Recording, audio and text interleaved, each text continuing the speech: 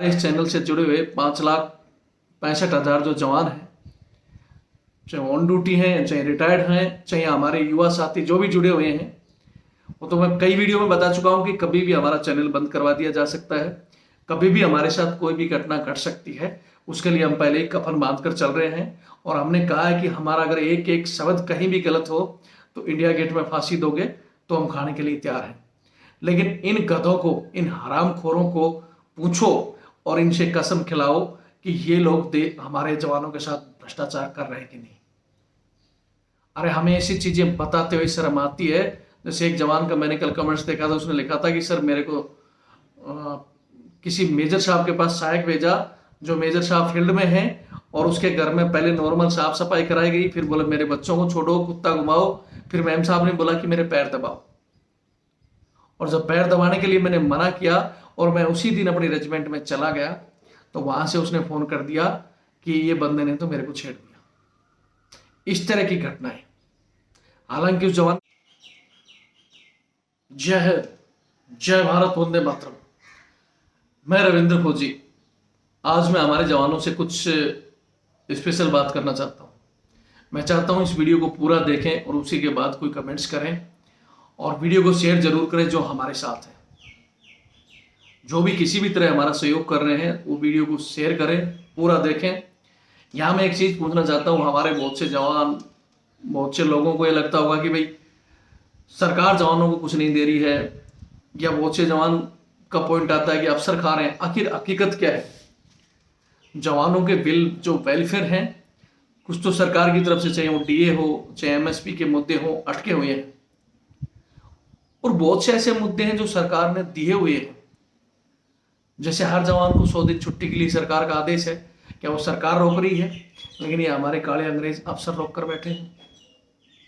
जवानों को जो सरकारी गाड़ियां सरकार की तरफ से, चाहे वो बड़ी गाड़ियां हो चाहे छोटी गाड़ियां हो, क्या सिर्फ अफसरों के लिए आती हैं? लेकिन जवान चाहे छुट्टी जा रहा हो चाहे टीडी जा रहा हो, टेम्पो में मिलेगा या सिविल गाड़ी में मिलेगा, और इन अफसरों की मैडमें, इनके बच्चे, कुत्ते तक जिप्सी में घूमते हैं।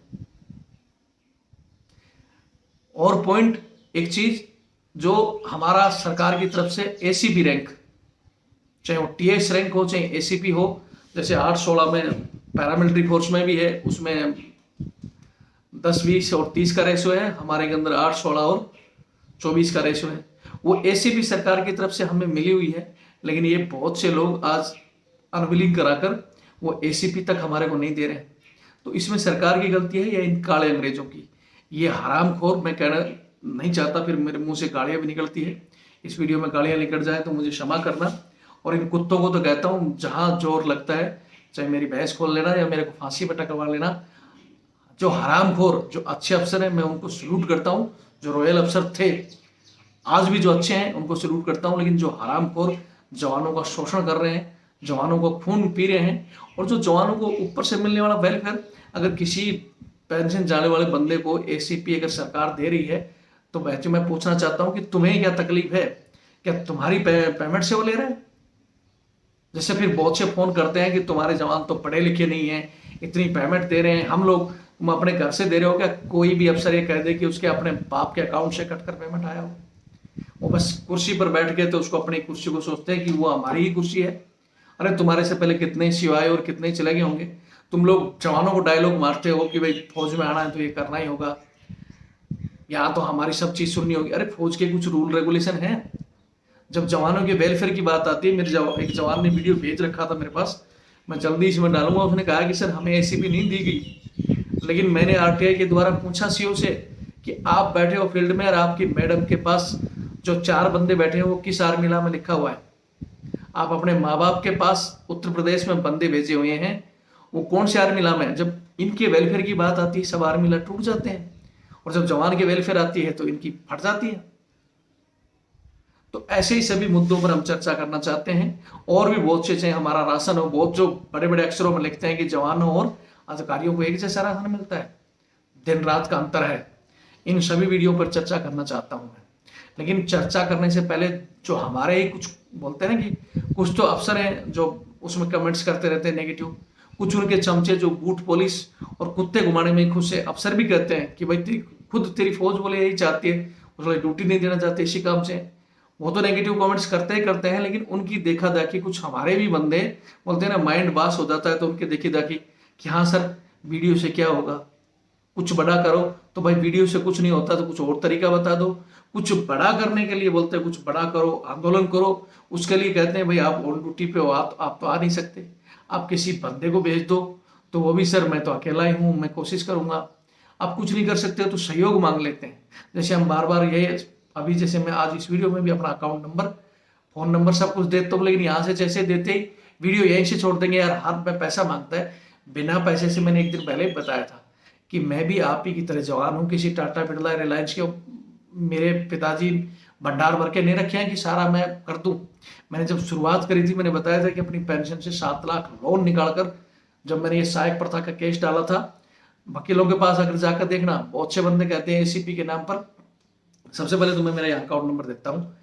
ये मेरा फ़ोन नंबर है 8290354513। ये मेरा फ़ोन पे, गूगल पे, व्हाट्सअप सभी से जुड़ा हुआ है। ऊपर 612 642 33 600, ये मेरा SBI का अकाउंट है रविंदर सिंह के नाम से। आप लोग चाहते हो तो सबसे पहले तो भैया सहयोग करो। बिना सहयोग ना तो कोई बड़ा न्यूज चैनल आता है, ना कोई बड़ा आंदोलन हो सकता है। अगर आप वैसा ही चाहते हो नॉर्मल कि रविंद्र फौजी अकेला बैठ जाए, तो मैं तो कल जाकर बैठ जाऊँ दिल्ली। आपको 1 महीने बैठना हो तो 1 महीने, 1 साल बैठना हो तो साल भी बैठ जाऊँ। मैं तैयार हूँ भगत सिंह की तरह फांसी टकने के लिए। लेकिन जो आप जयकारा लगाते हो ना, सर आगे बढ़ो, हम आपके साथ हैं। बहुत से बंदों को हम कहते हैं कि भाई हमारे पास ऑन ड्यूटी में जब दुख पाता है ना वो बंदा, तो हमारे पास फोन करता है, सर ऐसे ऐसे दिक्कत हो रही है, मैं पेंशन आके आपके पास जुड़ूंगा। हम कहते हैं कि रिटायर होने के बाद आप वीडियो दे दो यार, आज के हालात क्या है। और कहते हैं कि सर हम आते हैं आपके पास वीडियो भेजेंगे, ये हुआ है और ये बंद होना चाहिए। लेकिन बस रिटायर के मट में आने के बाद दोबारा या तो सरकारी जॉब मिल गया तो बोले सर अब क्या करें, और जॉब में चले गए। कुछ और किसी ने डरा दिया यार पेंशन बंद हो जाएगी, तो ऐसी धमकियां भाई हमारे को मिलती है। पेंशन बंद करने की धमकियां, जेल भेजने की धमकियां, फांसी चढ़ाने, पता नहीं क्या क्या धमकियां मिलती है। हम भी तो लड़ रहे हैं। तो किसी तरह का लड़ाई में तो सहयोग करो आप लोग। जयकारा लगाने से या बोलते हैं हाँ हम साथ हैं, लेकिन कितने साथ सहयोग कर रहे हैं, किसी तरह करो। आप मेरे नंबर पर लिखो कि भाई हाँ हम वहां पहुंचेंगे। बस ये सोच लिया हम तो वहां से निकल गए, हमको क्या लेना। मैं पहले भी कहा, आज भी कहा कि वहां आप लोग तो आगे, लेकिन हमारे बच्चे वही ORS में जाएंगे, इनके अफसरों में आएंगे। इन्होंने भी हमें दबा के रखा, हमारे बच्चों को भी दबा के रखेंगे, और ये सारा इतिहास चलता रहेगा। बहुत से अफसर फोन करके कहते हैं कि यार तुम जवानों के पॉइंट उठाते हो, वो तो इतने पढ़े लिखे भी नहीं है, इनको इतनी पेमेंट मिल रही है, और पेमेंट तुम अपने बाप की उससे दे रहे हो क्या। एक जनरल 100 आदमी लेकर बैठा है, उसकी इतनी तनख्वाह नहीं जितनी तनख्वाह को मिसयूज कर रहा है जवानों को। एक जवान को तैयार करने में लाखों रुपए खर्च होते हैं, उसकी ट्रेनिंग में, उसकी पेमेंट में, उसके रख रखाव में, और फिर उसको आप सिविल सर्वेंट की तरह यूज कर रहे हो। क्यों नहीं सहायक प्रथा बंद करते। एसीपी पे मैं एक बात पहले बीच में भी बोलना चाहता था, भूल गया, कि इसमें हमारे भी कुछ बंदे हैं। मेरे को कहने में शर्म आती है कि हमारे भी कुछ गांडू हैं।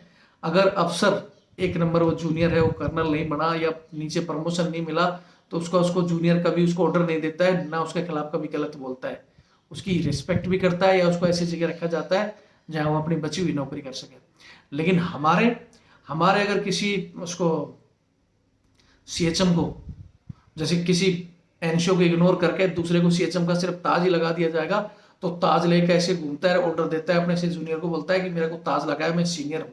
वो 50 रुपए के लिए अपने सीनियर की रिस्पेक्ट नहीं करता है। ऐसे ही चाहे कोई SM छुट्टी चल गया, बोला यार ये जेसीओ ठीक नहीं है, चमचागिरी से किसी दूसरे को सीनियर जेसीओ बना दिया गया, या अपसेटिंग SM बना दिया, तो बाकी के नट दे देता, वो नहीं देखता जूनियर हो। ये आप लोगों को आप ही के हथियार से मार रहे हैं, और आप लोग बेशर्मों की तरह मैच लड़ रहे हो। तो सबसे बड़ी विडंबना, हम इनसे नहीं डर रहे। ये चाहे कुछ भी करें, हम इनसे नहीं डरते हैं, ना डरने वाले। जब तक एक एक बूंद इस शरीर में चल रही है ना, हम लड़ाई लड़ेंगे। लेकिन जब दिल तब टूटता है जब हमारे ही लोग उंगली उठाते हैं। रविंद्र फौजी तो यूट्यूब से पैसे कमा रहा है, पैसे मांग रहा है। भाई अगर मैं खुद किसी टाटा बिरला या रिलायंस के होता तो मुझे मांगने की जरूरत नहीं होती, सारी लड़ाई मैं लड़ लेता। बड़ा कुछ करने के लिए ठीक है, मैं कहता हूँ आप कुछ मत दो, जैसे मैं चल रहा हूँ, फिर मेरे को आप सिचुएशन मत करो। भाई यूट्यूब से मैं कमा रहा हूँ, या यूट्यूब से मुझे दे रही है, मैंने तो किसी को स्पेशल नहीं कहा कि भाई नत्था सिंह जी या जत्था सिंह जी आप इसको देखो, आप फॉरवर्ड करो। आपका नहीं मन कर रहा है तो मत करो। मैंने कभी नहीं बोला आपको कि किसी पार्टी के बारे में इस पार्टी में जाओ, फलाना पार्टी में जाओ, आपका भी तो अपना विचार है। लेकिन कुछ एक चंद एक कॉमेंट्सों की वजह से अगर बाकी लोग भी उसका, मैं ये कह रहा हूं, मैंने पहले भी उदाहरण दिया था कि हमारे पास अगर 10 को शेयर भी जुड़े हैं ना, तो हम 10 शेयर से मुकाबला कर सकते हैं हजारों का, लाखों का। लेकिन ऐसे गिद्धड़ों की फौज इकट्ठा है, गिद्धड़ों कुत्ते कटने से क्या मतलब है। मैं ज्यादा कुछ नहीं कहना चाहता, मैं फिर कहना चाहता हूँ ऐसे मुद्दों पर बड़ा कुछ करने के लिए चाहिए वो अलाउंस हो। इनको क्या जा रहा है मैं पूछना चाहता हूँ। फिर बोलते हैं कि आप अफसरों के खिलाफ। मैं पूछना चाहता हूँ कि आपका क्या जा रहा है। अगर हमारे किसी जवान को एसीपी मिल रही है या रैंक स्टेचर, एक तरफ तुम जा रहे हो कि भाई जवानों की मतलब सर्विस बढ़ाई जाए, 58 साल तक आप उसको गुलाम बनाकर रखना चाहते हो। इन्फेंट्री का जो सोल्जर है, ये जो ग्राउंड में ड्यूटी कर रहा है, उसको बोलो 15 साल कैसे निकलती है, उसको देखो जो हमने निकाला है। आप चाहते हो कि 60 साल वो आपकी के जूते पुलिस करता रहे। ऐसे बहुत से मुद्दे पर आप लड़ाई लड़ना है तो हमारा सहयोग करो और एक तारीख निश्चित करो। मेरा विचार है अगस्त के अंदर परमिशन लेके बता दूंगा। उससे पहले आपका कोई विचार हो, आपके कोई पॉइंट है तो कमेंट्स में दो भाई, ताकि हम इस लड़ाई को मजबूती से लड़ सके। वरना ये काले अंग्रेज आपको गुलाम बना कर भी रखेंगे, आपको बच्चों को भी रखेंगे, और भविष्य में पीढ़ियां दर पीढ़ियां ऐसे चलती रहेंगी। आपकी सेना कमजोर रहेगी। मैं कह रहा हूं कि इस कमजोरी का फायदा उठाकर जिस दिन कोई बड़े से मुकाबला हो ना, उस दिन पता चलेगा रिजल्ट क्या है। फिर बोलोगे यार रविंद्र फौजी क्या कहता था। सरकार बहरी गूंगी बनकर सब कुछ देख कर चुप है, या सरकार को भी कुछ हिस्सा मिल रहा है, वो मैं कह नहीं सकता।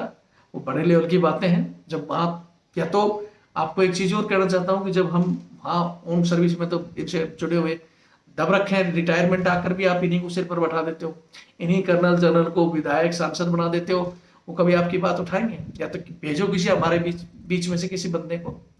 रविंद्र फौजी आपको बुरा लग रहा है तो कोई और दूसरे को भेज दो जो हमारा वहां पॉइंट उठा सके। क्यों इन्हीं को सिर पर बैठाकर, क्यों इन्हीं को हर जगह किसी को प्रेसिडेंट बनाया, किसी को वो बना दिया, और फिर ये सिविल में भी आपकी बजा रहे हैं।